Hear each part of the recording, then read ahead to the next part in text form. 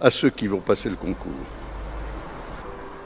Je sais que vous trouvez que donner la parole avant vous, c'est un temps bien long. Je ne guérirai pas votre angoisse. Vous avez ce que les comédiens appellent le trac.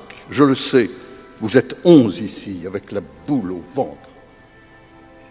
Je vous dirai d'abord simplement la petite histoire de Louis Jouvet, très grand acteur, qu'on ne voit plus aujourd'hui un peu que dans quelques films, et qui était un grand professeur au conservatoire.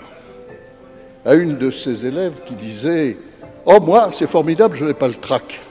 Louis Jouvet répondait « Rassurez-vous, ma petite, ça viendra avec le talent ». Eh bien, vous allez tout à l'heure nous parler.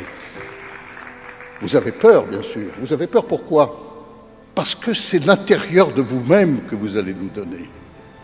Vous avez peur parce que la parole est un acte extraordinaire. La parole, c'est le cœur de l'humain.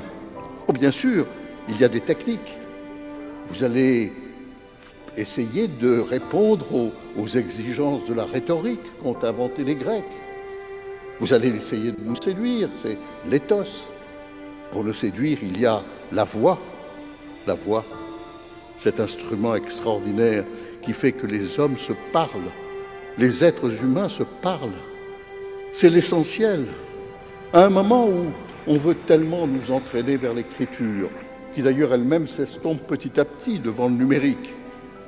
Mais il ne faut pas oublier que le rapport entre les êtres humains, le rapport d'esprit à esprit, de cœur à cœur, c'est d'abord la parole de la mère vers son nourrisson, la parole des frères et des sœurs entre eux, la parole du père, autorité ou chaleureuse. C'est cela d'abord, la parole.